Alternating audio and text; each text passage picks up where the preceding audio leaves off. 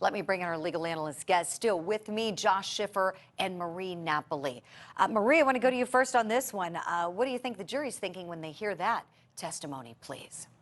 I mean, this really is unbelievable, but there's so many unbelievable facts in this case. For his own brother to say that Robert Durst wanted to murder him over a financial settlement in the estate is mind-blowing. No one knows you like your family. And if he believes that was a credible threat, the jury should believe that. You know, I have a psychology degree, and I have never seen such a person so narcissistic as the defendant in this case, and it's coming across in this testimony right here. Oh, yeah, absolutely. Josh, what do you think about that? I mean, his own brother, who makes it clear he doesn't want to be here, but he's cooperating, he's subpoenaed, he's giving the testimony. But, I mean, to say that, like, I mean, that's one of those things that just let that sink in a second. He would like to murder me. And this is the guy that the state is really accusing of murdering 3 other people. And he's saying, look, I took those threats very, very seriously. How much more sinister can you get? I think it's one of the strongest pieces of evidence the state's been able to put together in this entire case. You make the point exactly. Who do you trust more than your family? And it's family that, regardless of their personal feelings, they don't even want to be there. They don't want to be part of this. This is ugly. This is gross. You are telling a jury that your own brother is capable of this, and you are legitimately scared of your brother being able to follow through with it. I'd hammer on it extensively if I was the state. Unfortunately, it doesn't get you to an actual murder. Sure. It just satisfies a little bit of the, hey, he's a scary guy. Mm-hmm. Oh, yeah. No, it's a great bit of evidence coming in. And he did answer some other questions. I know we played that small clip, but there was a lot more. Marie, let me bounce this off of you. Another important fact that Douglas Durst was able to relate to the jury was that Kathy Durst had told him that she was planning to seek a divorce from his brother.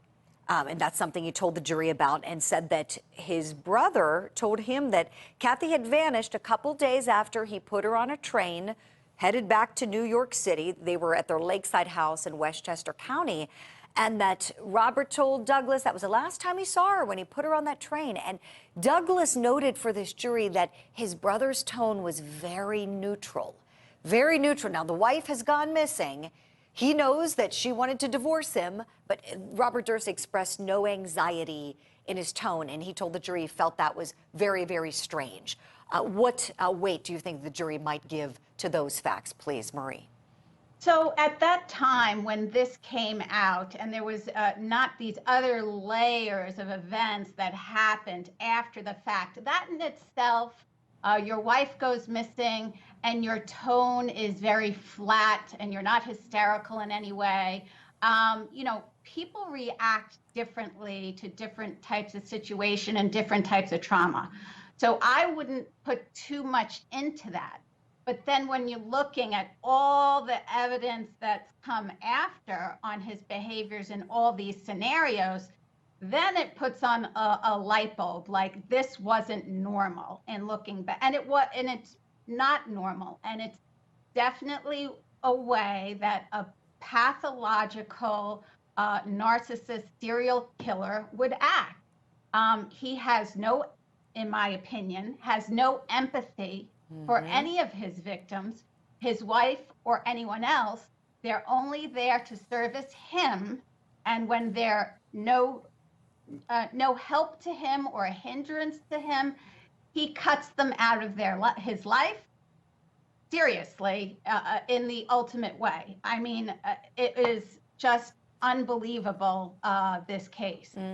Narcissism, it's so fascinating to me, Marie. I'm glad you mentioned it, because I know many folks watching closely along the way have made the same remarks as you have. And as you mentioned, you have a degree in psychology, and a lack of empathy is a classic sign of narcissism. And I'm curious if Yes. we'll see any testimony to that effect. Who knows? We've got till October with this case, the way this is going. I talked to Josh about that earlier. We're going to have to leave this there for right now, but we're going to take a break and we're going to continue talking about the other things that were presented in the Durst.